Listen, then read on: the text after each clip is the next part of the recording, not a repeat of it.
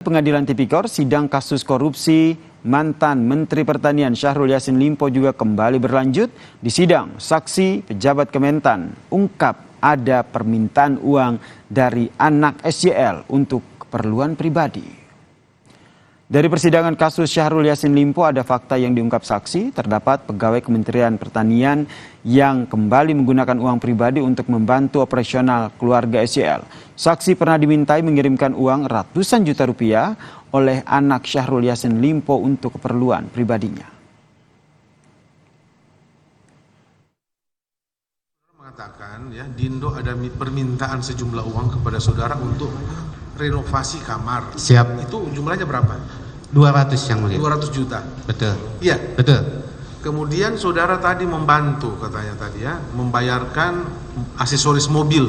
Betul. Itu Dindo itu berapa? aksesoris mobil 111 yang mulia. 111. Siap. 111 juta ya. Iya, dari kantor itu uangnya. Itu yang 200 juta itu dua kali ya saudara minta. 2 kali 100. Itu untuk renovasi kamar. Dindo Siap. ada di Jakarta. Siap. 111 itu untuk aksesoris mobil Dindo yang ada di Makassar. Di Makassar.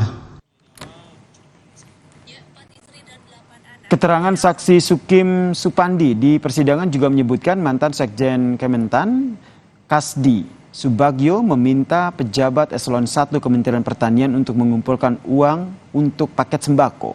Dari 15.000 paket sembako dengan harga Rp150.000 per satu paketnya, uang yang terkumpul hampir Rp2 miliar. Sidang kasus korupsi yang menjerat mantan Menteri Pertanian Syahrul Yassin Limpo dilanjutkan hari ini, saudara. Ada 7 pejabat Kementerian Pertanian yang dihadirkan sebagai saksi. Mereka dimintai keterangan soal dugaan permintaan dana urunan untuk operasional SYL dan keluarganya. Masih soal kasus korupsi